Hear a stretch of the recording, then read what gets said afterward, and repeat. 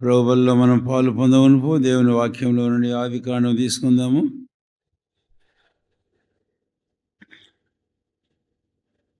14వ అధ్యాయం. ఆదికాండము 14వ అధ్యాయము. కొన్ని వచనాలు మార్చి చదువుకుందాం.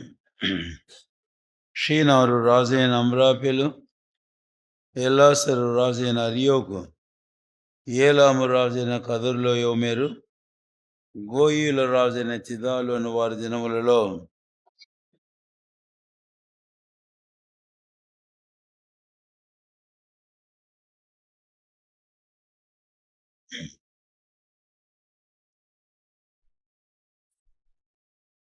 వీరందరూ ఉప్పు సముద్రమైన సిద్దీము లోయలో ఏకముగా కూడి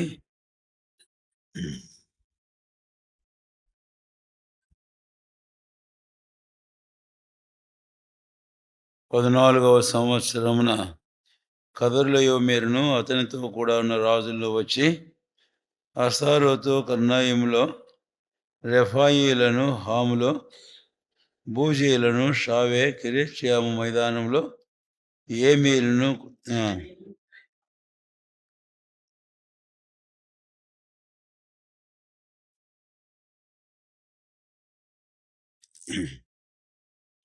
ఇప్పుడు అందరము కలిసి 13వ వచనం చదువుకుందాము. 13వ వచనం లేక 12 కూడా కనెక్టెడ్గా ఉంది. 2 వచనాలు చదువుకుందాం. మరియు అబ్రాము సహోదరుని కుమారుడైన లోతు సొదములో కాపురం ఉండేను గనక అతనిని అతని ఆస్తిని పట్టుకొని పోగా తప్పించుకుని ఒకడు వచ్చి హెబ్రీయుడైన అబ్రాముకు ఆ సంగతి తెలిపాను. అప్పుడు అతడు ఎష్కోలు సహోదరుడు ఆనేరు సహోదరుడైన మమ్రే మోరేని ఏలోని వనంలో కాపురం ఉండేను. అబ్రాముతో నిబంధన ప్రార్థన చేసుకుందాం. ప్రియమైన మా తండ్రి, ఇంతవరకు మిమ్మల్ని ఆరాధించలుగా ఇచ్చిన ప్రశస్తమైన సమయానికే వందనములు. మా మధ్యలో మీరు ఇచ్చిన ఈ బలను బట్టి స్తోత్రాలు. అందు యోగ్యంగా మేము పాలు పొందినట్లుగా మా గమనాన్ని తెచ్చిన మీ వాక్యంలో నుండి మీ ఆత్మ మాతో మీరు మాట్లాడు. మీ వాక్యం నుంచి పరిశుద్ధాత్మ యొక్క అభిషేకం ఇచ్చి మా హద్దుబాట్లన్నింటిలో మీ నిండైన కృపనిచ్చి మీరే మమ్మల్ని నడిపించాం. యేసు నామమున ప్రార్థించి వేడుకొనుచున్నాము తండ్రి, ఆమేన్.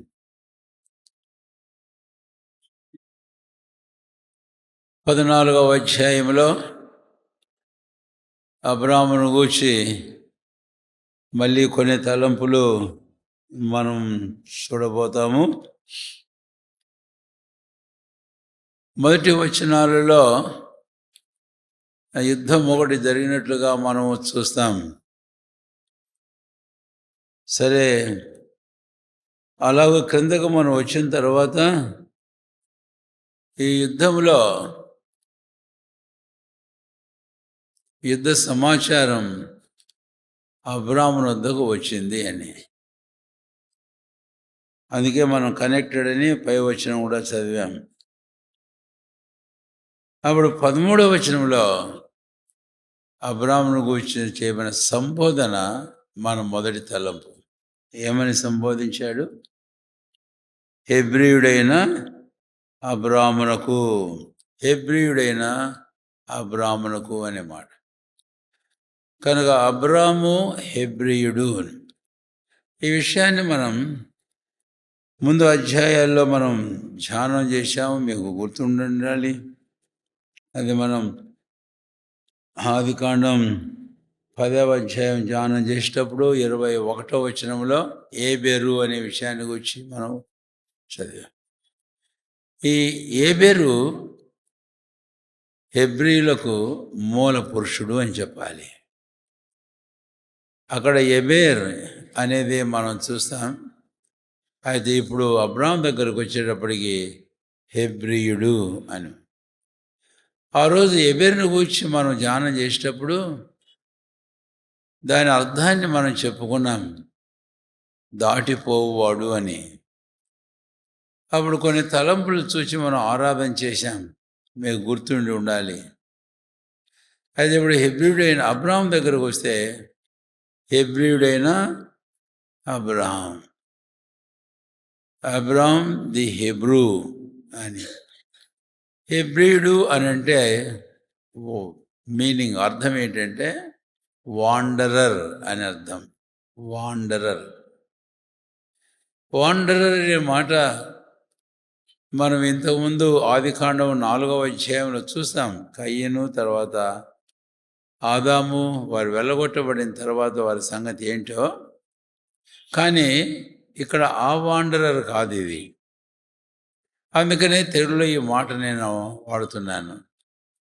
ఈ రోజుల్లో మనం ఎరుగుదాం, గ్రామాల్లోనికి వెళితే సంచార జాతుల వారు అక్కడ పొలాలలోనూ ఊరి వెలుపల గుడారాలు వేసుకొని వారు ఉంటారు.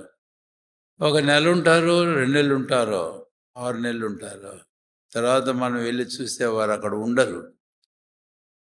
కాబట్టి వీరు సంచార జాతుల వారు అని అంటారు. కాబట్టి అబ్రహాము అలాంటి సంచార సంబంధి, అంటే ఆ జాతులకు సంబంధించిన వాడు నేను చెప్పడం కాదు, కానీ అయితే సంచారకుడు. అబ్రాహాము సంచారకుడు, ఒకచోట స్థిరంగా ఉండినవాడు కాడు. కనుక అలాగా వెళుతూ వచ్చాం. మనం ఇంతకుముందు కూడా చూసాం 12వ అధ్యాయంలో. కనాన్లో షెకెమనే ఒక స్థలం దాకా వచ్చాడు. అక్కడ నుంచి బేతేలుగు హాయికి మధ్యలో వెళ్ళాడు. అక్కడ నుంచి దక్షిణ దిక్కుకు వెళ్ళాడు. అక్కడ నుంచి ఐగుప్తును వెళ్ళాడు. అక్కడ నుంచి మళ్ళీ రివర్స్లో వస్తానే వచ్చాడు. సరే, కానీ అబ్రాహామును గూర్చి మొదటి తలంపు, అబ్రాహాము సంచారకుడు, ఒక చోట స్థిరంగా ఉండినవాడు కాడు అని. హెబ్రీ పత్రికలో ఆయన గూర్చి 11వ అధ్యాయంలో వ్రాయబడిన మాటకు మనం వద్దాం. హెబ్రీ పత్రిక 11వ అధ్యాయంలో 9వ వచనం. విశ్వాసమును బట్టి అతడును అతనితో ఆ వాగ్దానమునకు సమాన వారసులైన ఇస్సాకు యాకోబు అనువారును గుడారముల్లో నివసించుతూ అన్యుల దేశంలో ఉన్నట్టుగా వాగ్దత్త దేశంలో వారు పరవాసులై ఉండిరి అని. పరవాసులు అనే ఈ మాట. కనుక ఇప్పుడు పరవాసులు అంటే ఆ దేశవాసులు కాదు, అక్కడుండే వాసం చేసేవారు కాదు, ఇంకో చోట.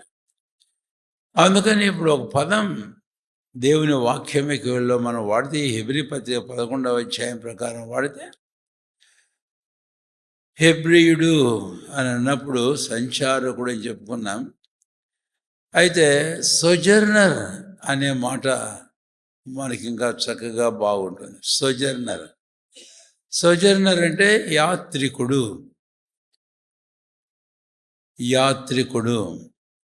యాత్రికుడు అనేవాడు పోతానే ఉంటాడు. అయితే ఇంకొక మాట కూడా వాడతాను దీనికి సంబంధించి, యాత్రికులను పరదేశులనై ఉన్నారని. 1 పేతురు 2వ అధ్యాయం 11వ వచనంలో ఈ పదానికి పేతురు ఆయన మీరు యాత్రికులను పరదేశులు అని ఉన్నారు. కాబట్టి అబ్రహాము యాత్రికుడు, ఒక చోట నిలకడగా ఉన్నవాడు కాడు, యాత్ర చేస్తూనే వచ్చాడు. అక్కడ మనకి ఏమర్థమవుతుంది అని అంటే, నేను పరవాసిని, నేను పరదేశిని, ఐఎమ్ ఏ స్ట్రేంజర్. మరొక పదం వచ్చింది ఇప్పుడు, వాండరర్, సోజర్నర్, స్ట్రేంజర్. వాండరర్ అంటే సంచారకుడు, సోజర్నర్ అంటే ఆయన యాత్రికుడు. ఆ తర్వాత ఇప్పుడు మరొక మాట వాడాం, పేతురు చెప్పాడు పరదేశి. ఈ 3 మాటలు మన మనసులో ఉంచుకొని 11వ అధ్యాయం హెబ్రీ పత్రిక కింద భాగానికి మనం వస్తే చూడండి దయచేసి. ఈ మాట మీరు మనం జాగ్రత్తగా చూద్దాం. 11వ అధ్యాయము హెబ్రీయులకు రాసిన పత్రిక. వీరందరూ ఆ వాగ్దానముల ఫలం అనుభవింపకపోయినను దూరం నుండి చూచి వందనము చేసి తాము భూమి మీద పరదేశులమును యాత్రికులమునై ఉన్నామని ఒప్పుకొని విశ్వాసం కలవారే మృతి పొంది. ఇంకా చక్కని అసలైన మాట 14వ వచనం బాగా జాగ్రత్త గమనించి, ఈలాగు చెప్పువారు. అబ్రాహామును గురించి మనం చెప్పాం 3 మాటలు. అయితే అబ్రాహాము కూడా అలాగే చేశాడు, చెప్పాడు కూడా. అబ్రాహాము గుడారంలో వాసం చేయడం ద్వారా ఆయన కూడా ఆ మాట చెప్పాడు, నోటితో చెప్పకే అని చెప్పాడు. నేను ఒక సంచారకుడిని, నేను ఒక పరదేశిని, నేను ఒక యాత్రికుడను, నేను ఒక పరదేశిని అని తాను చెప్పగే చెప్పాడు. అది తన జీవితంలో మనకు తేటగా అర్థమవుతుంది 11వ అధ్యాయంలో. అయితే అసలు సంగతి ఏంటి అంటే 14లో, ఈలాగు చెప్పువారు తమ స్వదేశమును వెతుకుతున్నామని విశదపరచుచూ ఉన్నారు. 16వ వచనం చదువుతున్నాను, లేక 15వ వచనం. ఏ దేశం నుండి వారు వచ్చిరో ఆ దేశమును జ్ఞాపకం మందు ఉంచుకునేలా మరలా వెళ్ళుటకు వారికి వీలు. 16వ వచనం చదువుతున్నాను. అయితే వారు మరి శ్రేష్టమైన దేశమును అనగా పరలోక సంబంధమైన దేశమును కోరుచున్నారు. చాలంతవరకే. కాబట్టి చదివిన ఈ మాటల్లో మీరు ఎంతవరకు సరిగా గమనించారో అని మళ్ళీ జ్ఞాపకం చేస్తున్నాను. 15వ వచనంలో వారు ఏ దేశం నుంచి వచ్చిరో ఆ దేశం.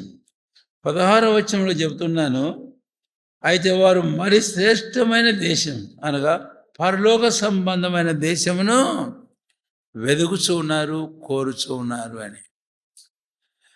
కనుక ఈ వాండరర్ సంచారకులు, ఈ యాత్రికులు, ఈ పరదేశులు అనే మాటలన్నీ చెప్పుకున్నాక అబ్రాహాము జీవితంలో అబ్రాహాము ఏ దేశము నుంచి వచ్చాడో ఆ దేశాన్ని జ్ఞాపకమే చేసుకోవడంలే. అబ్రాహాము ఏ దేశం నుంచి వచ్చాడో ఆ దేశం వచ్చిన మనసులో తలంపులే లేవు. పూర్తిగా ఆయన మర్చిపోయినట్టున్నాడు. జ్ఞాపకం అందించుకున్న ఎడలా మరలా ఏం అవకాశం ఉంది? వెళ్ళుటకు వారికి వీలు కలిగి. కనుక అబ్రాహాము పూర్తిగా తాను ఏ దేశం నుంచి వచ్చాడో అది మర్చిపోయినాడు. మర్చిపోయి దేనికోసం చూస్తున్నాడంట? పరలోక సంబంధం, మరి శ్రేష్టమైన పరలోక సంబంధమైన దేశం. కాబట్టి ఇది ఒక సంచారకుడు, ఒక యాత్రికుడు, ఒక పరదేశి యొక్క లక్షణము. ది క్యారెక్టర్ ఆఫ్ ఏ సోజర్నర్. ఒక యాత్రికుని యొక్క లక్షణము ఇది. అయితే ఇప్పుడు మనకు మనం అన్వయించుకుంటే కనుక పేతురు అపోస్తలుడు అన్నాడు, అబ్రాహామును గూర్చి కాదు మనల్ని గూర్చి అన్నాడు, ప్రియులారా మీరు యాత్రికులను పరదేశులనై ఉన్నారని ఎరిగి మనం ఏం చేయాలి? మరి మేము ఏం చేయాలి? మనం అబ్రాహాముకు వలె ఏ దేశం నుంచి వచ్చామో దాన్ని మర్చిపోవాలి. దానికంటే శ్రేష్టమైన దేశం, పరలోక సంబంధమైన దేశం మరొకటి ఉంది. దాన్ని వెతకాలి, దాన్ని కోరాలి. కాబట్టి అది మన జీవితంగా ఉండాలి అని. అయితే ఇప్పుడు దాన్ని ఇంకా కొంచెం విపులంగా ఒక మాట చెబుతాను. క్రొత్త నిబంధనలు పౌలు అపోస్తలుడు రాసిన ఆయా పత్రికల్లో మనము ఈ మాట చూస్తాం. మీరు క్రీస్తుతో కూడా లేపబడిన వారైతే పైన వాటి మీదనే మనసు పెట్టి. కొలసి 3వ అధ్యాయం 1 నుంచి 3 వచనాలు, లేక 4వ వచనం కూడా మీరు చూడండి. కొలసి పత్రిక 3వ అధ్యాయం చేద్దాం, మనం అక్కడికి వెళ్దాం. కొలసి 3వ అధ్యాయం నేను చదువుతున్నాను. మీరు క్రీస్తు కూడా లేపడిన వారైతే పైన వాటినే వెదకుడి, అక్కడ క్రీస్తు దేవుని కుడిపార్శ్వమున. పైన వాటి మీదనే కానీ భూ సంబంధమైన వాటి మీద మనసు పెట్టుకొనకుడి. ఏలైనగా మీరు మృతి పొందితిరి, మీ జీవము క్రీస్తు కూడా దేవుని యందు దాగి. 4వ వచనం, మనకు జీవమైన క్రీస్తు ప్రత్యక్షమైనప్పుడు మీరును ఆయనతో కూడా మహిమయందు ప్రత్యక్షం. ఈ మాటల్లో మనకు ఒకటి అర్థమవుతుంది, పైనున్న వాటినే అని అన్నప్పుడు, ఇందాక హెబ్రీ పత్రిక 11వ అధ్యాయంలో మనం చదివిన ఆ భాగాల్లో మనం గమనించినట్లయితే 14, 15 వచనాలలో, మరి శ్రేష్టమైన దేశం పరలోక సంబంధమైన దేశం వారు. కాబట్టి ఈరోజు మనకు ఈ మాట చెబుతుంటే, మనము యాత్రికులం, పరదేశులం, సంచారకులంగా అయితే what should be our character, what should be our attitude, మన లక్షణం ఏమై ఉండాలి, మన గుణం ఏమై ఉండాలి, మన ప్రవర్తన ఏమై ఉండాలి అని అంటే, భూ సంబంధమైన వాటి మీద కాదు, పరలోక సంబంధమైన వాటి మీద. మనం అక్కడికి వెళ్ళవలసిన వారంగా ఉన్నాం. అందుకే 4వ వచనంలో, అక్కడి నుంచి క్రీస్తు ప్రత్యక్షం అవుతాడు, ఆయన మహిమలో ప్రత్యక్షం అవడు, మీరు ఆయనతో కూడా మహిమలో. కాబట్టి ఈ లోకము దాని సంబంధమైనవి మనం విడవలసిన వారంగా ఉన్నాం. ఎప్పుడో మనకు తెలియదు. అందుకని చివరికి ఒక మాట చెప్పి తర్వాత అలంపుకు వెళ్తాను. ఈ సంచారకులు అనేవారు, ఈ యాత్రికులు అనేవారు, ఈ పరదేశులని అనుకునేవారు, వారు ఎక్కడున్నా సరే they sit loose for everything which has surrounded them. వారు ఎక్కడున్నా, వారి చుట్టూ ఆవరించిన ఏమైనాను సరే దాని విషయంలో వారు చాలా లూజ్గా ఉంటారు. లూజ్గా ఉంటారంటే మీకు అర్థం అవుతుంది. అంటే దాంట్లో వారు చిక్కుకొని ఉండరు. They sit loose but they do not be entangled. వారు ఇంకో మాట వాడతారు, they should sit at liberty but not at slavery or in captivity.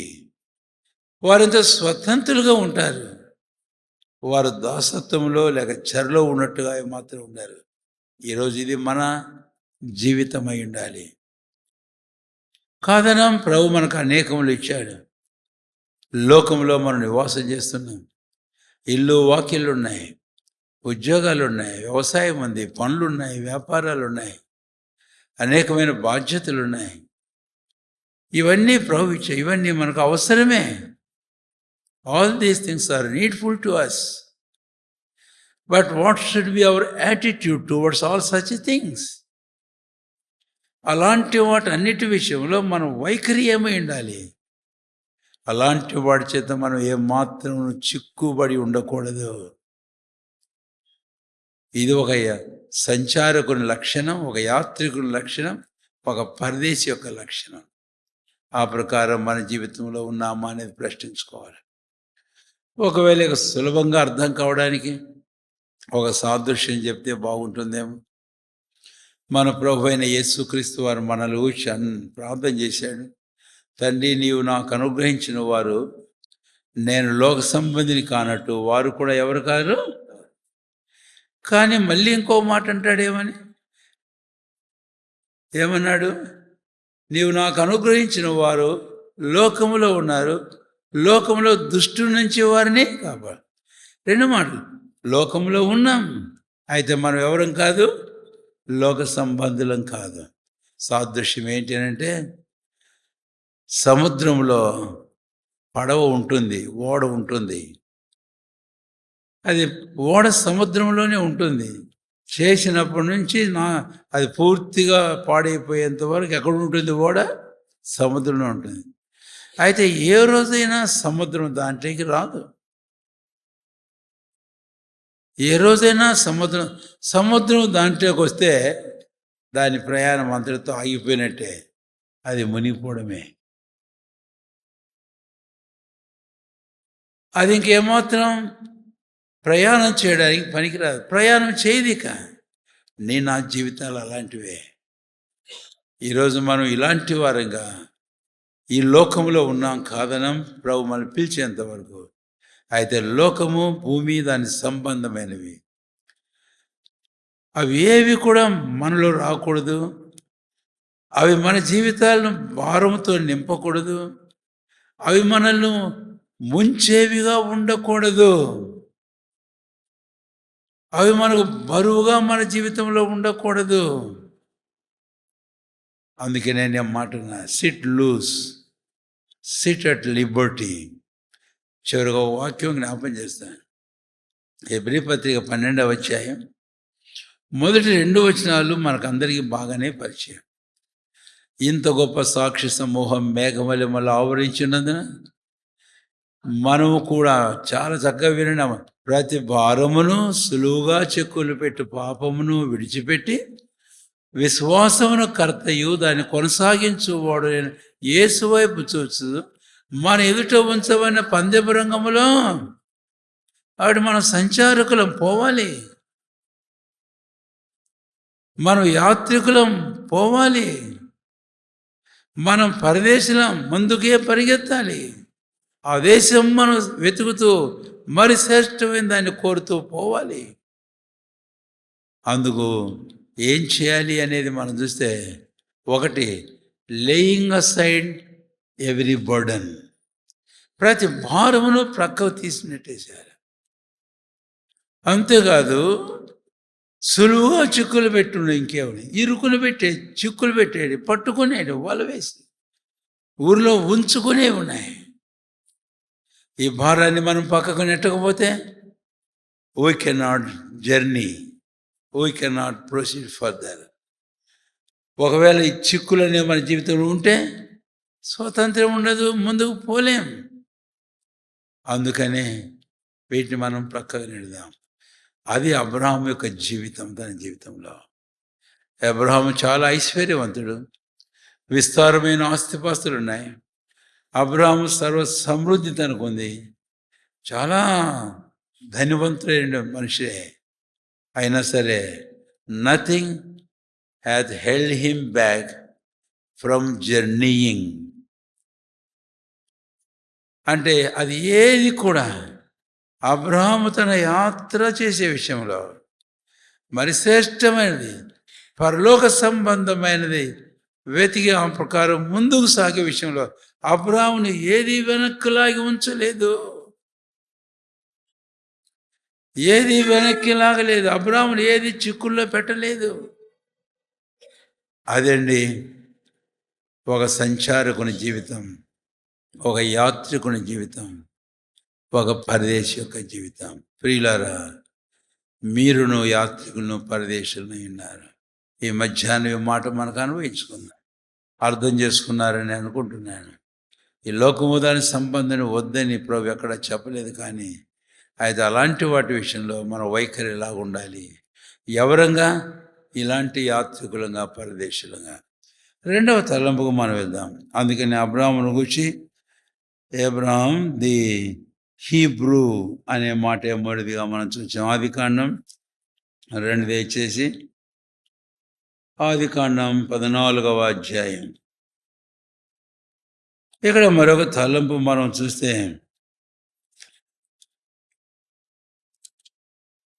14వ అధ్యాయం 14వ వచనం.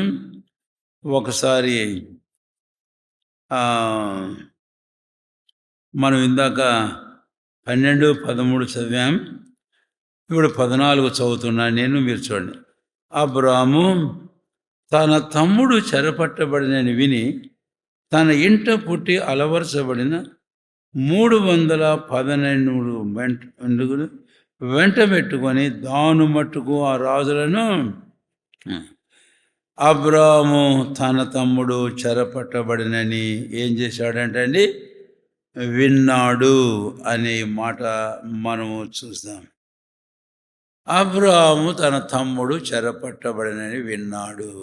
ఇందాక 12, 13 ఎవడో వచ్చి చెప్పాడు అనుకున్నాం కదా ఆ హెబ్రీయుడైన అబ్రాముకు.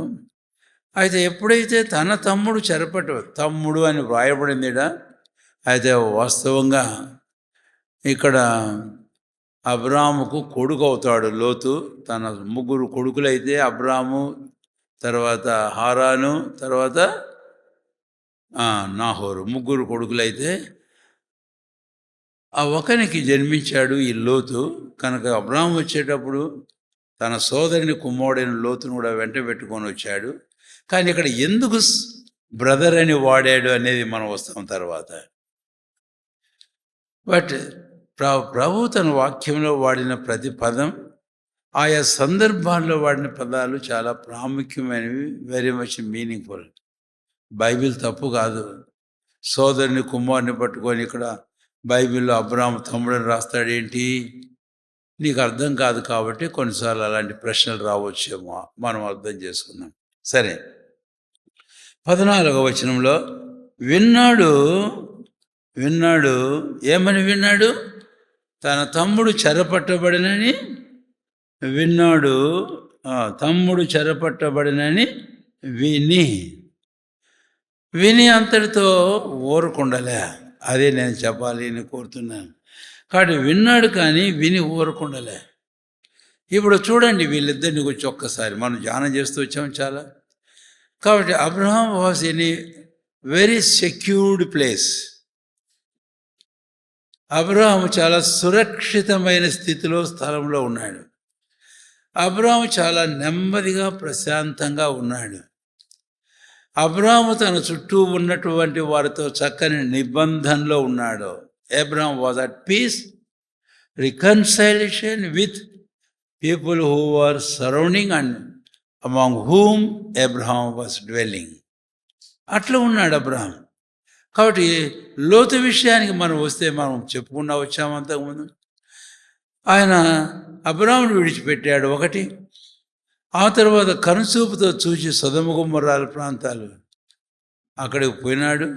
మైదానంలో గుడారం వేశాడు.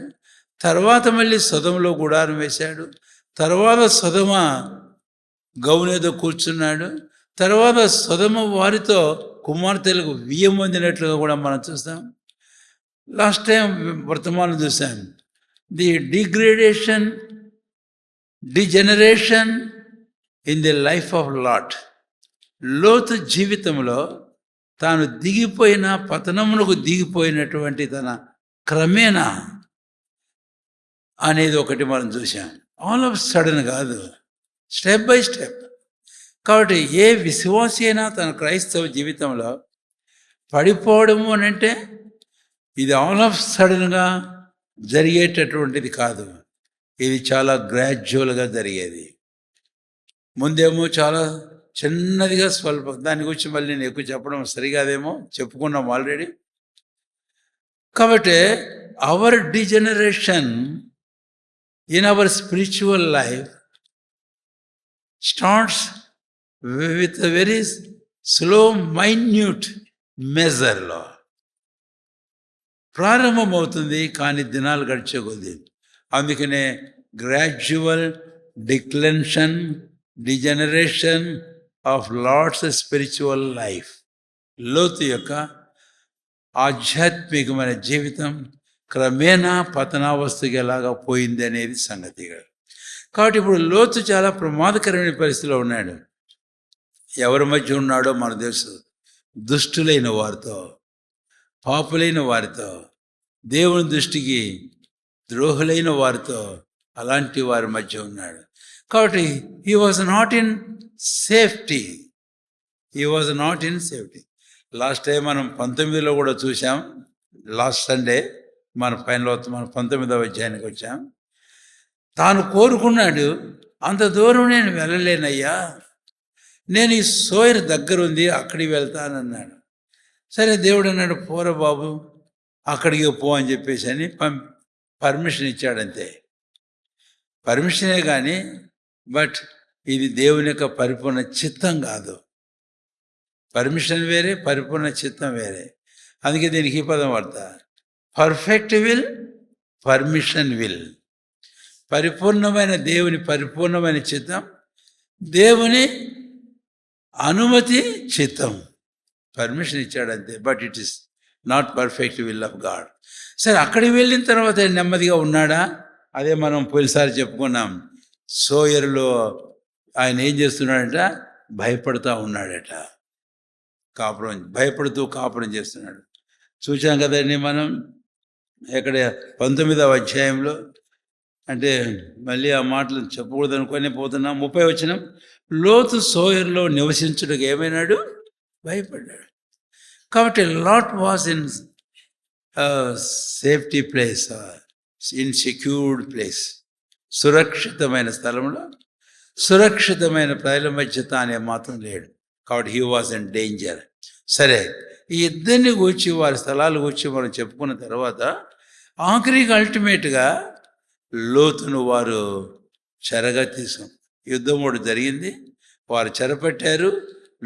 లోతు కుటుంబాన్ని, లోతు గల సమస్తం కూడా వారు చెరదీస్తారు.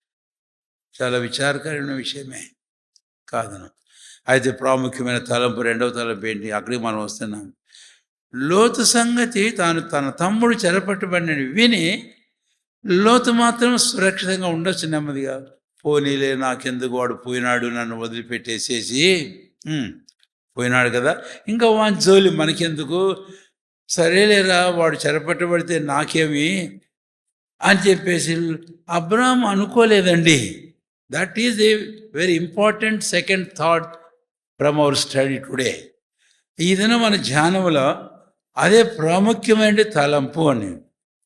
ఇంత నెమ్మదిగా ఉన్న లోతు, when he heard that his brother were captivated, తన తమ్ముడు చెరపట్టబడ్డాడని ఎప్పుడైతే విన్నాడో, ఇక అబ్రాహాం నెమ్మదిగా ఉండలేకపోయినాడు. He was very much troubled. అప్పుడు అబ్రాహాము వెంటనే ఏం చేశాడో మనకు తెలుసు. సరే, ఆ మాటలన్నీ నేను క్లుప్తంగా చెప్పబోతున్నాను.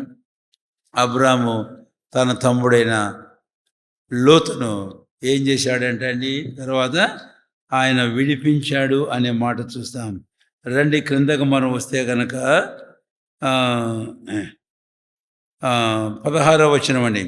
ఆస్తి యావత్తు తిరిగి తెచ్చి తన తమ్ముడైన లోతును, అతని ఆస్తిని, స్త్రీలను, ప్రజలను తిరిగి తీసుకొని వచ్చి, అబ్రాహాం ఊరకుండలే, వెళ్ళిపోయాడు. తాను తన ఇంట పుట్టి అలవరచబడిన 318 మంది, ఇంకా ఎంతమంది పోయినారో మనకు తెలియదు, వెళ్ళి వాళ్ళతో యుద్ధం చేసి లోతును, తన ఇంటి వారిని, తాము పోగొట్టుకున్న చెరపట్టుబడిన సమస్తమును తిరిగి అబ్రాహాం తీసుకొని వచ్చాడు. ఎందుకు? నీకేం పని, నెమ్మదిగా ఉండొచ్చుగా. నేను నెమ్మదిగా ఉండలేను. అందుకని నేను ఇప్పుడు ఒక మాట చెబుతున్నాను. పౌలు అపోస్తలుల సందర్భంలో తానన్నమాట. రండి దయచేసి, ఎవరి గుర్తు రావడం లేదు కానీ చూద్దాం. తెస్సలోనికీయులకు రాసిన పత్రికలోన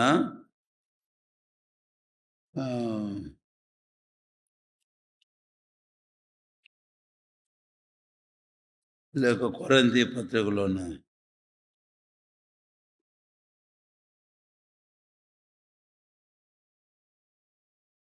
తను ఏమంటాడంటే, మీరు నిలిచి ఉన్న యెడల మేము సంతోషంగా ఉంటాం.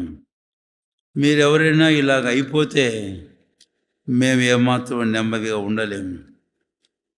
2వ కొరింథీ అండి, 11వ అధ్యాయం. 2వ కొరింథీ 11. చాలా జాగ్రత్తగా గమనించండి ఈ మాట. 2వ కొరింథీ 11, 29వ వచనం. అందరం కలిసి చదువుదాం. లేకపోతే, ఎవడైనను బలహీనుడైనా, నేనును బలహీనుడిని కాన, ఎవడైనను తొట్టుబడిన నాకు మంట కలగదా. పౌలు యొక్క మాటలు. ఎవడైనా బలహీనుడయ్యాడా? నేనును బలహీనుడిని కాన. ఎవడైనా తొట్టుపడ్డాడా? నాకు మంట కలుగుతుంది. This is the mind and spirit of God. ఇది దేవుని మనస్సు, ఆయన ఆత్మ ఇలాంటిదే. నేను అక్కడికి పోను కానీ ఆ మాట చెబుతున్నాను. హోషేయ గ్రంథంలో ఎఫ్రాయిమును గూర్చి దేవుడు మాట్లాడుతూ, ఎఫ్రాయిము, నిన్ను నేను ఎలాగా మర్చిపోతాను, నిన్ను నేను జ్ఞాపం చేసుకున్నప్పుడు నా కడుపు మంట పుడుతుంది అన్నాడు.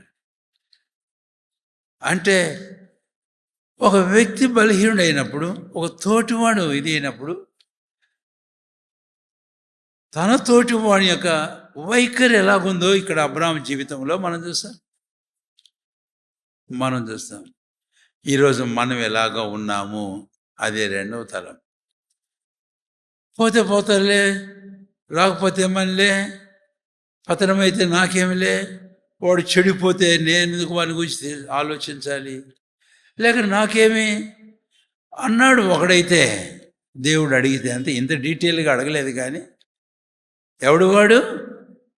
దేవుడు అడిగాడు, కయ్యను అడిగాడు. కయ్యను, నీ తమ్ముడైన హేబెలు ఎక్కడ? వాడి సంగతి నాకేం పట్టింది? నేనేమన్నా వాని కావలి వాడనా? అంటే తన తమ్ముని పట్ల, ఇక్కడ తమ్ముడైన మాట చెప్తానన్నాను కదా, చెప్తా. దేవుడు అందుకే హేబెల్ ఎక్కడ అని అడగలే. God questioned him saying, where is your brother హేబెల్? నీ తమ్ముడైన హేబెల్ ఎక్కడ? వానికి నేనేమన్నా కావలి అన్నా? ఈరోజు ఎంతమంది విశ్వాసులు మన తోటి సోదరులు గూర్చి ఇలాంటి వైఖరి మనం కలిగి ఉన్నాం? లేక ఎంతమంది మా అబ్రహాము కలిగిన వైఖరిని మనం కలిగి ఉన్నాం? పౌలు కలిగిన వైఖరిని మన జీవితంలో మనం కలిగి ఉన్నాం?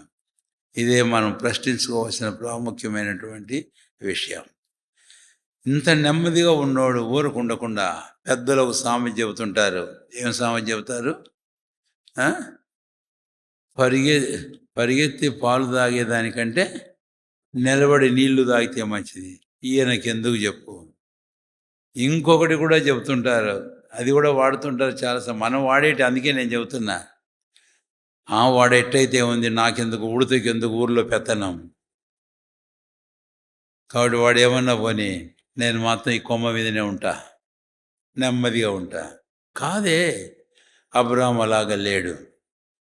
సరే, ఎప్పుడు లేడు అనేది తర్వాత చివరికి ఏం చేశాడంటే, లోతును తన కళ్ళ సమస్తము తాను తీసుకొని వచ్చాడు. ఇప్పుడు కృత నిబంధనలో గలతీయులు రాసిన పత్రిక 6వ అధ్యాయంలో ఒక మాట చదువుదాం రండి. తీయప్పని మీ బైబిల్లో 1వ వచనము అందరము కలిసి చదువుదాం. గలతీ 6:1 అందరము కలిసి బిగ్గరగా తేటగా చదువుదాం. సహోదరులారా, ఒకడు ఏ తప్పిదంలో నేను చిక్కుకునేలా ఆత్మ సంబంధులైన మీలో ప్రతివాడు తానును శోధింపబడినేమో అని తన విషయము చూచుకొనొచ్చు. సాత్వికన మనసు అట్టివాడిని మంచి దారికి తీసుకొని రావాలని. ఎంత తేటగానో ఉంది కదా. నేను ఇంకెక్కువ వ్యాఖ్యానించాలనా అవసరం లేదని నాకు అనిపిస్తుంది, కానీ మీకు అది అర్థమవుతుంది. పౌలు అపోస్తలుడు స్పష్టంగా చెప్పాడు. ఆయన ఊరక చదువుతున్నా.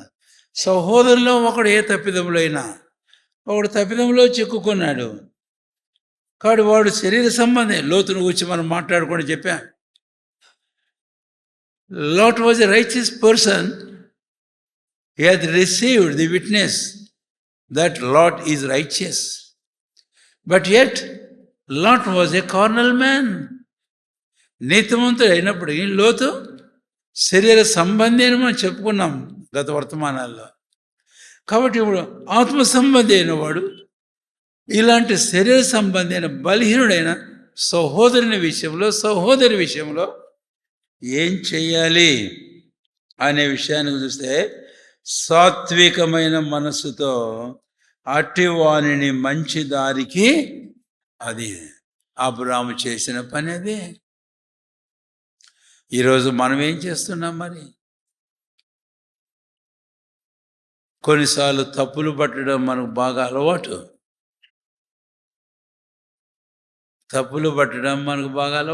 తప్పులు ఎత్తి చూపడం అలవాటు. తప్పులు ప్రచారం చేయడం అలవాటు. ఒకరిని గురించి, ఒక విశ్వాసాన్ని గురించి. అదే నా చేయాల్సిందే నేను అడుగుతున్నాను. మనం ఈ ఆదికాండంలోనే ఒక పాఠంలో నేర్చుకున్నాం, జ్ఞాపకం చేస్తున్నాను ఊరికట్లా. నోవోకు ఎంతమంది కొడుకులు? షేము, హాము, యాఫెతు. వానిలో ఒకడు ఏమైనాడు? హాము అనేవాడు, చెప్పండి, విన్నదే కదా, శపించబడ్డాడు. ఎందుకు శపించబడ్డాడు? తండ్రినేమో బాగా తాగి దిగమరిగా పడుకోనంటే వీడు పోయి ఊరంతా చెప్పి వచ్చాడు. వీడు ఎవరు చెప్పొచ్చాడు? అక్కడ నేను ఆ మాటలు మీకు బాగా జ్ఞాపం చేశాను.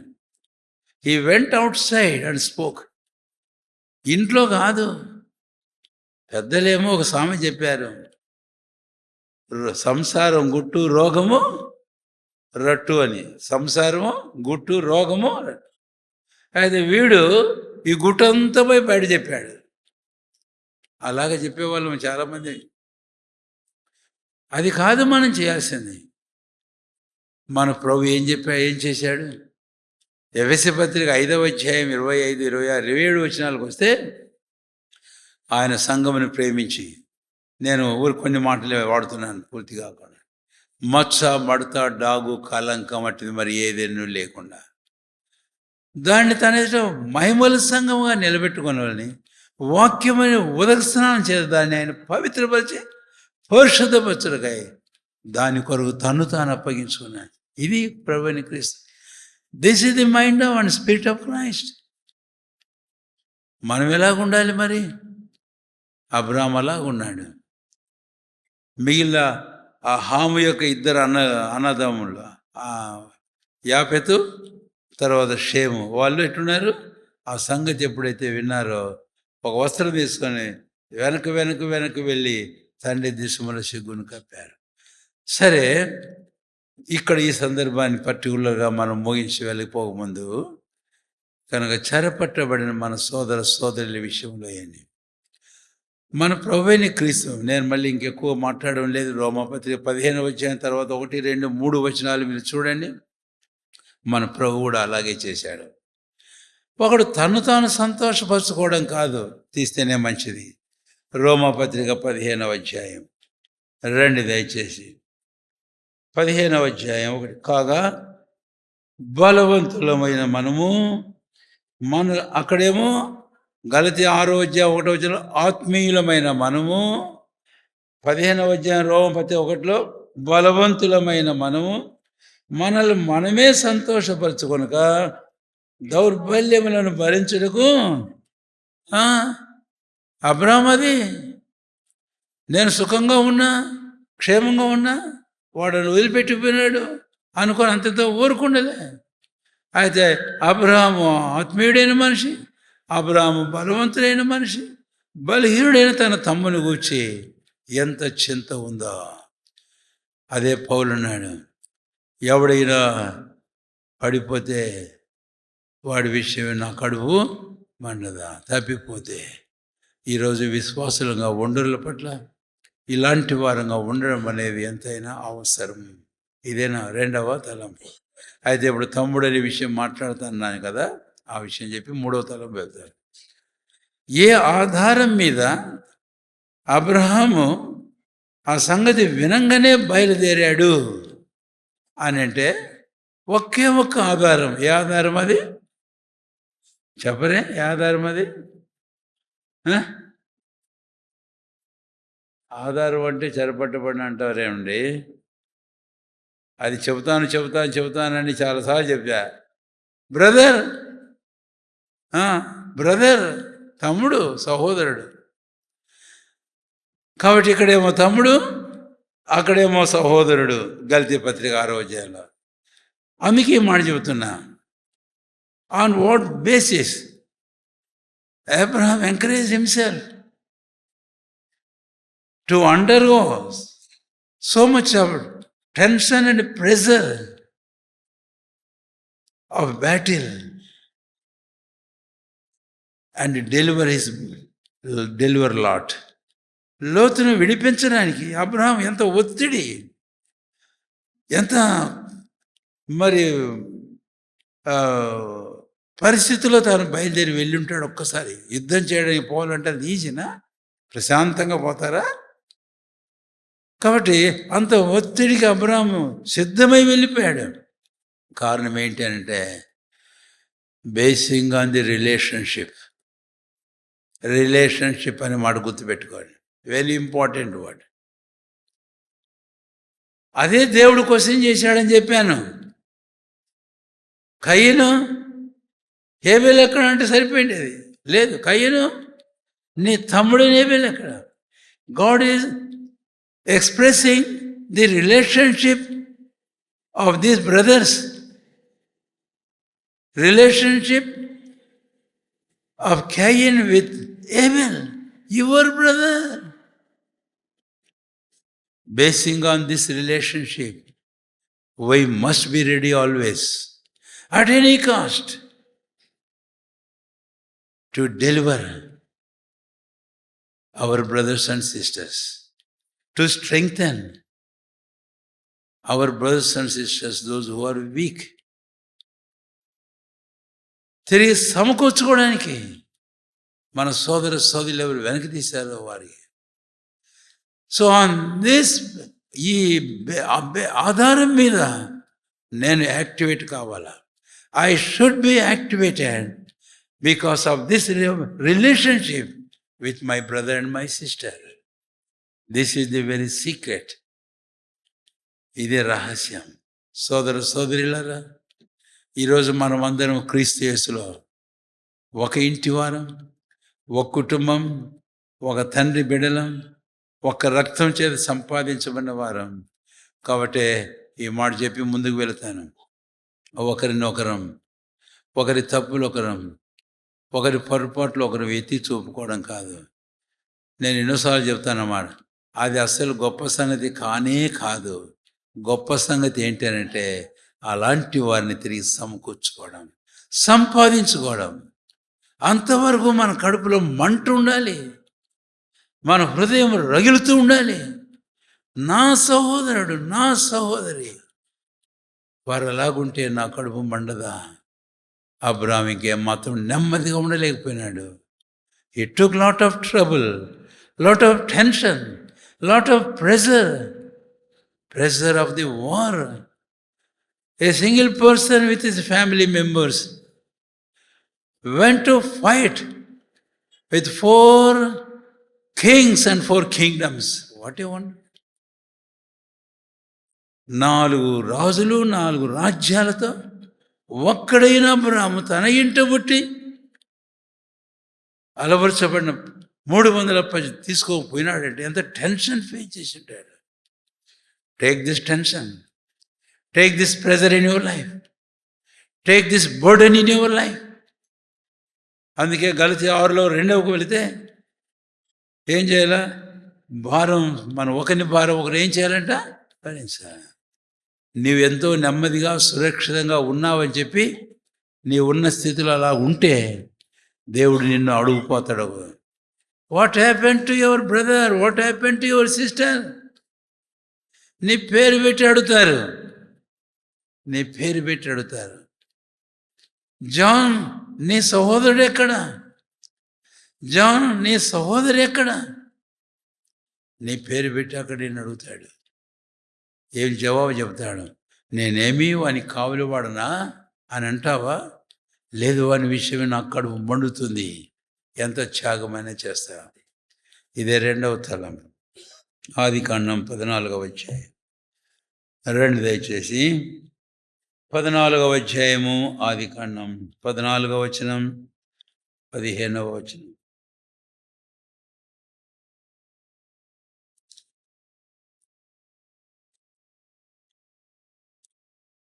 పద్నాలుగవ అధ్యాయము 14-15 వచనాలు నేను చదువుతున్నా.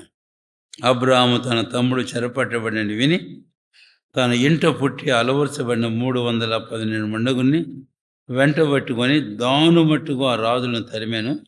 రాత్రి వేళ అతడును అతని దాసులను వారికి ఎదురుగా మొనలు తీర్చి వారిని కొట్టి దమస్కునకు ఎడమ తట్టున్న హోబా మట్టుకు తరిమి 16 కూడా అందరం చదువుదాం. ఆస్తి యావత్తు తిరిగి తెచ్చి తన తమ్ముడైన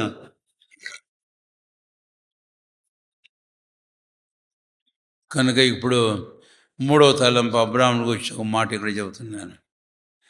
అబ్రాహాము ఒక యుద్ధశాలి, ఏ వారియర్, సైనికుడు అని చెబుదాం, బాగుంటుంది. రానువవాడు అనే మాట చెబుతాం. అబ్రాహాం ఎవరు? ఒక రానువాడు, ఒక సైనికుడు, ఏ గ్రేట్ వారియర్, ఒక గొప్ప యుద్ధశాలి అని. A man of the spirit always ready to fight. పోరాడడానికి, యుద్ధం చేయడానికి ఎప్పుడునూ సిద్ధంగా ఉన్న మనస్తత్వం కలిగినవాడు అబ్రహాం. సరే, నేను ఇంకా కొన్ని క్లుప్తంగానే చెప్పుకుంటూ పోతాను, ఎందుకంటే ఆల్రెడీ మన టైం పాస్ ఆన్ అవుతుంది. మూడో తరలింపు ఏంటంటే, ఎవరితో యుద్ధం చేశాడు అబ్రహాం చెప్పండి చూద్దాం. సరే, మీరు చెప్పడం మీకోసం నేను వెయిట్ చేయడం కుదరదు. 1వ వచనం, 14వ అధ్యాయం 1వ వచనం. షీనారు రాజైన అమ్రాపేలు, ఎల్లాసరు రాజైన అర్యోకు, ఏలాము రాజైన కదరులో యోమేరు, గోయిల రాజైన తిదాలు అనువారి దినములలో. ఇక క్రిందకు వస్తే 2వ వచనంలో ఇప్పుడేమో 1లో 4 రాజులను చూస్తాం, 2లోనేమో 5 రాజులను చూస్తాం. సొదొమ గొమొర్రా రాజులు వాళ్ళు, యొర్దాను లోయలో ఆ ప్రాంతంలో ఉన్న రాజులు వీళ్ళు. సరే, ఇప్పుడు ఆ 1వ వచనంలో 4 రాజులను కూర్చొని నేను మీకు జ్ఞాపం చేయాలి. అసలు వీళ్ళు ఎవరు? ఆదికాండం ఎన్నోసార్లు చదివింటారు కదా. ఈ రాజులు ఎవరో కాదు, మీరు చదవడం తర్వాత మీకు వదిలేస్తున్నాను. నేను ఇంకా ఎక్కువగా ఈ రహస్యమైతే మీకు జ్ఞాపం చేస్తున్నాను. తర్వాత చూడండి, ఈ 4 రాజులు ఎవరో కాదు, వారు మెసొపొతేమియా రాజులు.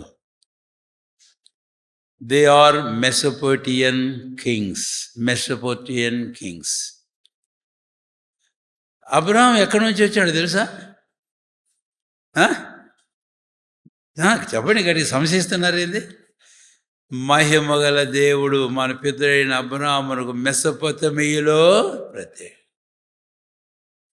కాబట్టి ఇప్పుడు ఇక్కడికి వచ్చిన రాజులు ఎవరు అని అంటే మెసొపొతేమియా. అందుకని ఒక మాట చెబుతున్నా, కల్దీయుల రాజులు అందాం. ఎందుకంటే కదరులో యోమేరు అనే పదం కల్ అనే పదంలోంచి వచ్చిందే. కాబట్టి maybe he might have lead this war. అతను ఈ యుద్ధాన్ని నడిపించి ఉంటాడు, మిగిలిన 3 కూడా ఏకి కలుపుకొని. కాబట్టి వారిని కూర్చి నేను ఒక మాట చెబుతున్నాను. ఇది కల్దీయుల వారు యుద్ధం చేయడానికి వచ్చారు. అయితే ఎక్కడ యుద్ధం చేయడానికి వచ్చారు? ఎక్కడ ఉన్నవారితో యుద్ధం చేయడానికి వచ్చారు? చెప్పలేదా?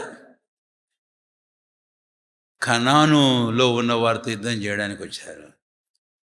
దాన్ని లోయను గురించి మాట్లాడినప్పుడు ఈ లోయ, ఈ ప్రాంతం అంతా కూడా అంటే ప్రస్తుత మృత సముద్రం అదంతా, వీళ్ళు కల్దీల దేశం నుంచి కనాను దేశంలో నివాసం చేసే వారితో యుద్ధం చేయడానికి వచ్చారు. అంతవరకు నేను చెప్పగలను, ఎక్కువ వ్యాఖ్యానించలేను. కాబట్టి ఈరోజు యుద్ధం ఎవరికి అంటే కల్దీలకు, కనానీలకు. సరే, అబ్రహాము తను గూర్చి మనం ధ్యానం చేస్తూ వచ్చాం. కల్దీయుడైన అబ్రాము నీవు ఏర్పరచుకున్నావు. కల్దీల ఊరు ఉన్న స్థలము నుంచి అతన్ని యువతలికి రప్పించావు. నెహెమ్యా 9వ అధ్యాయం 7వ వచనం. కాబట్టి ఇప్పుడు అబ్రహాము ఎవరితో యుద్ధం చేయబోతున్నాడు చెప్పండి? తెలుసు అబ్రహాము వాళ్ళు ఎక్కడి నుంచి వచ్చారు. కాబట్టి కల్దీయుల రాజులు మెసొపొతేమియా. నేను ఎక్కడి నుంచి వచ్చానో మీరు అక్కడి నుంచి వచ్చారు. కాబట్టి అలాంటి వారికి ఏదైనా ఒక సాఫ్ట్ కార్నర్ అబ్రహాం జీవితంలో ఉందా? సానుకూలమైన మూల స్థలం ఎక్కడైనా అబ్రహాం హృదయంలో, జీవితంలో ఉందా? అరే నేను అక్కడి నుంచి వచ్చినా, నా ఆరిజిన్ అదే కదా, వీళ్ళందరూ నా వాళ్ళే కదా, కాబట్టి ఆ దేశంలో నుంచి కూడా నేను వచ్చాను, వాళ్ళు వచ్చి ఇప్పుడు యుద్ధం చేస్తే వాళ్ళతో నేను పోయి యుద్ధం చేయడానికి ఎందుకులే, పోని వదిలేస్తా అని అనుకున్నాడేమన్నా? లేదు. కనుక వాళ్ళతో యుద్ధం చేశాడు అబ్రహాం. అందుకే నేను ఆ 3 వచనాలు మీకు చదివాను. నేను ఇప్పుడు 1వ వచనం మీకు నేను చదివాను. కనుక ఈ 3వ తలంపు అబ్రహాము ఒక యుద్ధ సైనికుడు అనే విషయాన్ని గురించి నేను మీకు జ్ఞాపం చేస్తున్నాను. ఈరోజు మన జీవితాలలో మనం ఇలాంటి వారంగా ఉండడం అనేది చాలా problem. We have to fight against our enemies. Who are the enemies? ఎక్కడి నుంచి మనం వచ్చామో అక్కడికి. ఒక మాట జ్ఞాపం చేస్తాను బైబిల్లో. ఈ అబ్రాహామును గూర్చి కానీ, యాకోబును గూర్చి కానీ, ఇస్సాకును గూర్చి కానీ, దావీదును గూర్చి కానీ, ఇంకా చాలా మందిని గూర్చి, వారు నిద్రించి తమ పితరుల యొద్దకు చేరారు. ఇంకో మాట వాడుతున్నా, తన స్వజనుల యొద్దకు పోయారు. ఎవరు స్వజనులు? వాళ్ళు కాదు. ఆ మెసొపొతామియా ఎవరు? కల్దీయులు కాదు. కాబట్టి ఈరోజు క్రీస్తు యేసులో ఉన్న మన తోటి వారందరూ మన స్వంత జనులు. అయితే మనం ఏ వెనుకటి చరిత్ర నుంచి వచ్చామో, అంటే నేను స్థలాలు, కులాలు, మతాలు గురించి, జాతులు గురించి చెప్పడం కాదు కానీ, but what is our background behind అనేది మనం గమనించినట్లయితే కనుక, ఈ లోకస్తులు, దాని నుంచి మనం బయటకు వచ్చాం. దానితో never we colluded with the world, with the worldly people, with those who do not belong to the Lord. లోకస్తులు, లోకము, ప్రభువుకు సంబంధించని వారు, వారితో ఇప్పుడు యుద్ధమే మనకు. అంటే లోకంలో మనుషులతో కొట్లాడి యుద్ధాలు చేయమని నేను చెప్పడం కాదు కానీ, అయితే వాళ్ళ బ్యాటిల్ ఏంటో మనం తర్వాత చూద్దాం 4వ తలంపులో. కాబట్టి అబ్రహాము చేసిన యుద్ధం ఎవరితోనంటే, తాను ఏ దేశం నుంచి వచ్చాడో ఆ దేశస్తులైన ఆ ప్రాంతం రాజులు ఈ కనాను దేశానికి వచ్చిన తర్వాత. కాబట్టి ఒక సంగతి మనం అర్థం చేసుకొని నేను 4వ తలంపు వెళ్తా. బ్యాటిల్ ఈజ్ దేర్, యుద్ధం ఉంది. కల్దీయులకును, ఎవరికి? కనానీయులకును. అది మాత్రం కూర్చుంది. ఇప్పుడు నేను ఒక పాట పాడతాం, సియోను పాటలు పాడుతూ సంతోషంగా ఎక్కడికి వెళ్దామని. సియోను, నేను ఎవరిని కాదు అని. ఇంకో పాట పాడతాం. ఏం పాట? నా సంకట కష్టముందు. ఏం కారణము అని అంటే, ఇంకా నేను సియోనుకు అన్యుడును కాను, నేను ఇంకా ఐగుప్తు సంబంధి కూడాను కాను, సియోనుకు అన్యుడును కాను. ఒకప్పుడు సియోనుకు అన్యుడును, ఒకప్పుడు ఐగుప్తు సంబంధి. కాబట్టి ఇప్పుడు యుద్ధం సియోనుకు, ఐగుప్తుకు. ఇప్పుడు యుద్ధం కనానుకు, కల్దీలకు. ఇప్పుడు యుద్ధం క్రీస్తులో ఉన్నవారికి, లోకము దానికి సంబంధమైన వారితో మనకు యుద్ధం ఉంది. సరే, ఇప్పుడు 4వ తలం వెళ్ళిపోతే నేను ఎక్కువ వ్యాఖ్యానం చేయలేను. ఇక రండి, ఆదికాండం 14వ అధ్యాయం 4వ తలంపు వెళ్దాం. అసలు what is the reason for this battle? ఈ యుద్ధానికి కారణం ఏంటి అనేది ఇప్పుడు నేను జ్ఞాపం చేయబోతున్నాను.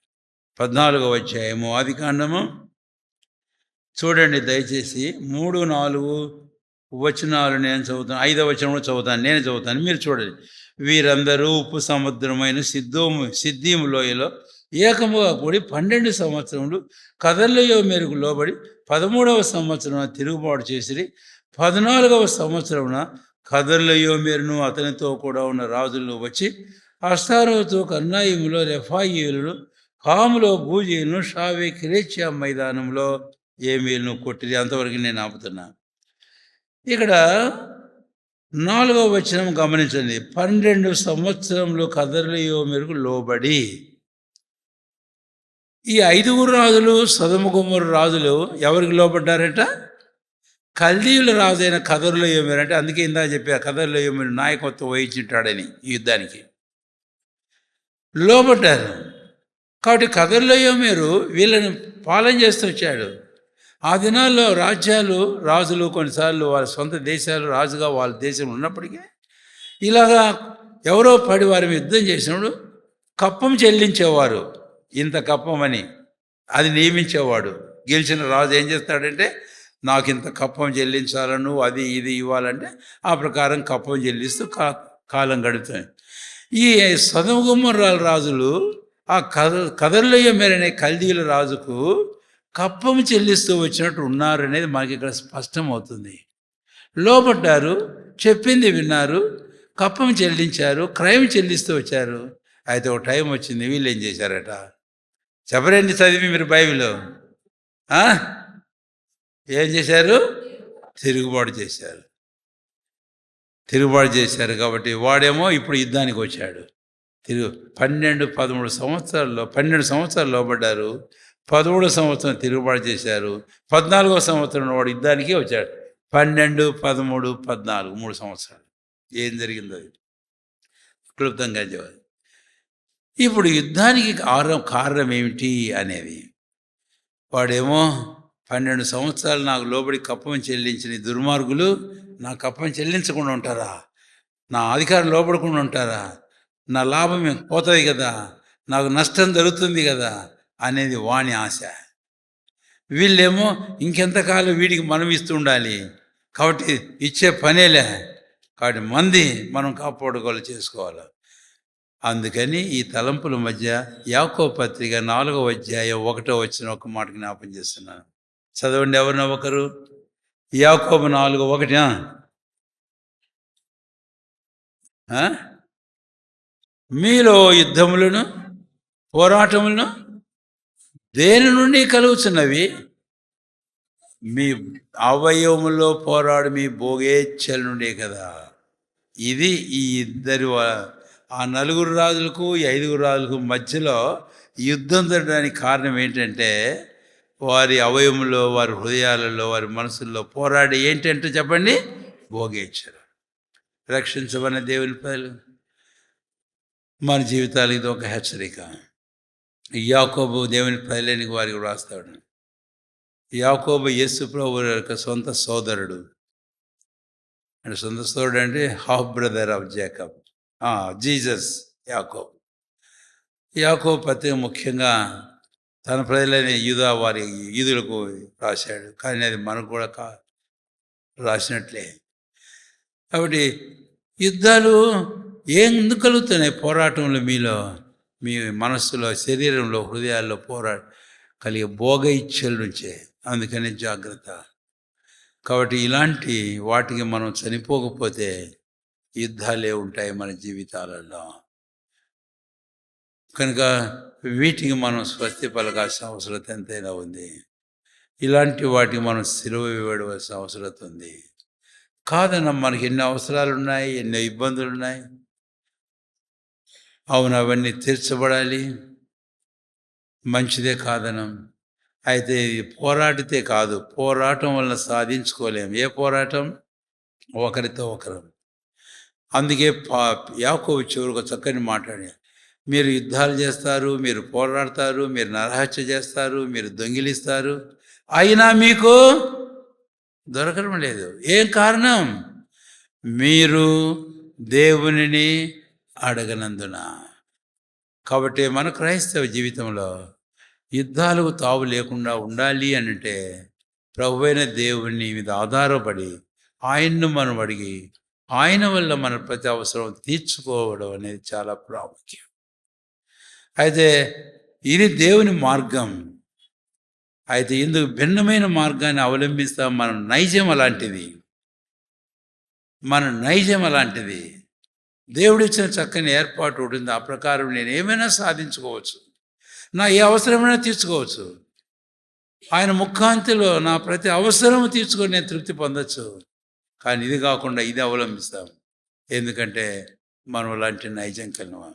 అయితే ఈరోజు క్రీస్తుల రక్షణ పొందేవారం కాబట్టి దేవుని ఆత్మకు లోబడిన వారమై, వాక్యానికి విధేయులమై, ప్రభు ఏమి చెప్పాడు ఆ ప్రకారం మనం చేసి మన జీవితాల్లో try to avoid battles in our personal, family and the collective life of the church. వ్యక్తిగత, కుటుంబ, సాంఘిక, సంఘ జీవితంలో ఇలాంటి వాటిని మనం అవాయిడ్ చేసుకోవడం ఎంతో మంచిది. అది ప్రభుకి ఎంతో ఇష్టమైనది. ముగింపుగలుగుదాం. ఆదికాండం 14వ అధ్యాయం రండి దయచేసి. 14వ అధ్యాయము ఆదికాండం 17వ వచనం. అతడు కదొర్లాయోమెరును అతనితో కూడా ఉన్న రాజులు ఓడించి తిరిగి వచ్చినప్పుడు సొదొమ రాజు అతన్ని ఎదుర్కొంటకు రాజు లోయ అను షావే లోయ మటుకు బయలుదేరి వచ్చెను. మరియు షాలేం రాజు అని మెల్కీషెదకు రొట్టెను ద్రాక్షారసమును తీసుకొని వచ్చెను.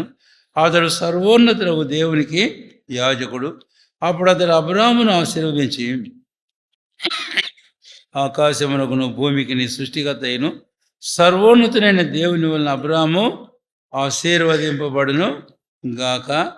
నీ శత్రువులను నీ చేతికి అప్పగించిన సర్వోన్నతులకు దేవుడు స్తుతింపబడును గాక అనియు చెప్పాను. అప్పుడు అతడు అన్నిటిలో ఇతనికి 10వ వంతు ఇచ్చెను. ఇది 5వ చివరి తలం. కాబట్టి అబ్రాహాము యుద్ధంలో జయం పొందిన తర్వాత ఇద్దరు రాజులు అబ్రాహాముని కలుసుకున్నారు. ఇద్దరు రాజులు. మొదటి రాజు ఎవరో చెప్పండి. ఎవరు మొదటి రాజు? ఏంది రాజు రాజు అంటావేంది? సొదొమ రాజు అని చెప్పండి. ఇక్కడ ఉంది. ఏం బైబిల్ చదివేటప్పుడు మీరు ఎక్కడుంటారు? నాకు గొంతు రాసుకున్న రోజుల నుంచి ఇదేమన్నా చదువుతున్నాను మీకోసమని. కాబట్టి అబ్రాహాము కలుసుకోవడానికి వచ్చిన వారు ఎవడే? సొదొమ రాజు ఒకడు వచ్చాడు. ఆ తర్వాత ఇంకొక రాజు వచ్చాడు, షాలేం రాజు వచ్చాడు. సరే, ఈ విషయాల గురించి ఆయా సందర్భాల్లో మనం చెప్పుకున్నాం. షాలేం రాజును గురించి ఇది ఆదికాండం ఒంగోలులో ధ్యానించడం ఇది 2వ దఫ. 1999-98 సంవత్సరంలో దీని గురించి 99లో ధ్యానం చేశాం. మొదటి అధ్యాయం నుంచి చివరి అధ్యాయం వరకు ప్రతి అధ్యాయమును కూడా ప్రతి సందర్భాన్ని కూడా ధ్యానం చేసాం. అయితే వీడియోలో ఉండదు కానీ అది ఆడియో రికార్డింగ్లో ఉంటుంది వేసుకోవాలి యూట్యూబ్లో. సరే, కనుక ఇక్కడ ఇద్దరు రాజులు కలిసి వచ్చినప్పుడు సొదొమరాజు ఆఫర్ చేశాడు. ఏంటి? ఆస్తి అంతా నువ్వే తీసుకో, అయితే మనుషులు మాత్రం నాకు ఇవ్వన్నాడు. అంటే ఇంక ఇలాంటి యుద్ధాలు రేపు రావచ్చు నాకు, ఇక అబ్రాహాముతో నాకు పని లేకుండా పోతుంది, వీళ్ళు నా దగ్గర ఉంటే కనుక నాకు సరిపోదు అనుకున్నా. ఎక్కువ అనొచ్చు, మీరు తర్వాత దానికి వచ్చి తలంచ. అయితే షాలేం రాజు వచ్చాడు. కాబట్టి షాలేం రాజు ఎవరైనా షాలేం రాజు అని అంటే షాలేం అనేది, కానీ దీనికి ఇంకా మూల భాషలో వెళితే దానికి వాడిన పదాలు ఏంటంటే ఉర్షాలేం అని వాడాడు. URSALEM అన్నాడు. యూషాలేం, URSALEM. సాలేం అంటే SALEM, యూషాలేం అంటే URSALEM. సార్, ఆ తర్వాత ఇది ఏమైంది? ఇది చెప్పండి, ఏమైంది ఇది? యెరూషలేం. షాలేం, ఉర్షాలేం, యెరూషలేం. సరే, వీటిని గురించి కూడా తలంచాం మనం. కాబట్టి ఇప్పుడు యెరూషలేం రాజు వచ్చాడు. ఎవరు యెరూషలేం రాజు? ఇదిగో నీ రాజు వచ్చుచున్నాడు, సియోను యెరూషలేము అని మనం పాత ఏమో చూస్తాం, కొత్త ఏమో చూస్తాం. సరే, ఈ రాజు ఏం తీసుకొని వచ్చాడట? ఆ ఒక తలంపై చెప్పబోయి ఏం తీసుకొని వచ్చాడు? రొట్టెయు ద్రాక్షారసం తీసుకొని వచ్చాడు. ఈ రొట్టె ద్రాక్షారసం they are just memorials of the sacrifice. రొట్టె ద్రాక్షారసం అనేది ఒక బల్యర్పణను జ్ఞాపకం చేసే జ్ఞాపకాలు, సూచనలు, మెమోరియల్స్ ఆఫ్ సాక్రిఫైస్. మరి షాలేం రాజు వీటిని తీసుకొని వచ్చి అబ్రాహాముకు చూపించడంలో, అబ్రాహాముకి ఇవ్వడంలో షాలేం రాజు ఏం చెప్తున్నాడు అనంటే ఒక సాక్రిఫైస్ గురించి చెబుతున్నాడు, ఒక బల్యర్పణ గురించి మాట్లాడుతున్నాడు. కాబట్టి ఆ బల్యర్పణ గురించి మాట్లాడేటప్పుడు రొట్టెయు ద్రాక్షారసంను ఎవరికి ఇచ్చాడట? అబ్రాహామునికి ఇచ్చాడు. తర్వాత ఈ బల్యర్పణ గురించి మనం మాట్లాడేటప్పుడు ఈ షాలేం రాజును గురించి మనం బైబిల్లో హెబ్రీ పత్రిక 7వ అధ్యాయంలో మనం చూస్తాం. మెల్కీసెదెకు, షాలేము రాజు అని ఆయనకు పేరంట. నీతియు సమాధానం అని అర్థం ఇచ్చినట్టే షాలేం. ఎవరైనా మన ప్రభు అయిన యేసుక్రీస్తు వారే. కాబట్టి 5వదిగా అబ్రాహాము గురించి మాట చెబుతున్నాం. Abraham became a man of vision, revolution, messianic revolution. మెస్సియాను ఇచ్చిన ప్రత్యక్షత అబ్రాహాముకి ఇవ్వబడింది. అద్భుతమైన విషయం. After all these things, after this success, Abraham was given this revelation. of himself, the Messiah. ఎవరా మెస్సియా? సర్వోన్నతులకు దేవుడు. ఆ దేవుడే మెస్సియా. లోకానికి రాబోతున్నాడు. రక్షకుడు అద్దెమి చేసినామన ఆయనే లోక రక్షణ కొరకు శిలువలో తన ప్రాణాన్ని బలిగా అర్పించబోతున్నాడు. All this vision was given to Abraham. యోహాను సువార్త 8వ అధ్యాయంలో యేసుప్రభు వారు తన అబ్రాహామును, మీ తండ్రిని అబ్రాహాము నన్ను చూశాడంటే వారు ఏమన్నారు తెలుసా? అట్లా మా తండ్రికి అబ్రాహాం ఎప్పుడో ఉండే, నీకు 50 సంవత్సరాలు కూడా లేవు, నీవు మా తండ్రి అని అబ్రాహాం నిన్ను చూశాడంటారు. అబ్రాహాం అన్న పుట్టక ముందే నేను ఉన్నాను. అయితే చాలామంది ఈ తలంపు వెళ్ళినప్పుడు ఆదికాండం 22వ అధ్యాయానికి వెళ్తారు. పొదలో కొమ్ములతో కొలుకున్న పొట్టేలు, అది కాదనం. అయితే దానికంటే ముందు అబ్రాహామునకు ఈ ప్రత్యక్షత ఇవ్వబడింది. సర్వోన్నతుడు దేవుడు. ఈ షాలేం రాజు ఎవరో కాదు, is the most high God. రెండవది, ఈ మోస్ట్ హై గాడ్ సర్వాధికారి అయిన దేవుడు is going to be born as a human being, man, Messiah. మెస్సీగా ఆయన జన్మించబోతున్నాడు. నాట్ ఓన్లీ దట్, మెస్సియా జన్మించబోయి ఈయన సర్వోన్నత దేవుడు, ఈ మెస్సియా లోకరక్షణ కొరకు ప్రాణం పెట్టబోతున్నాడు. ఇదిగో రొట్టె ద్రాక్షారసం. ఈరోజు బల్ల మీద ఏముంది? రొట్టె ద్రాక్షారసం ఉన్నాయి కదా.